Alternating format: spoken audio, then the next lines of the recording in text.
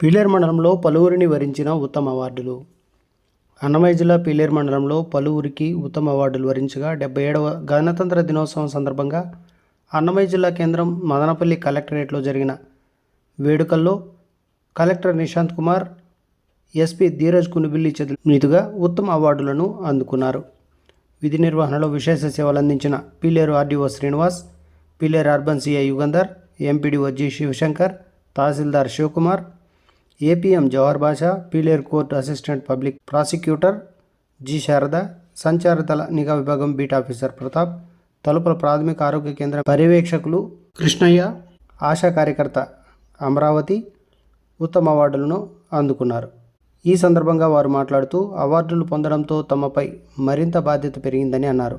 Award గ్రహీతలను పలువురు అభినందించారు.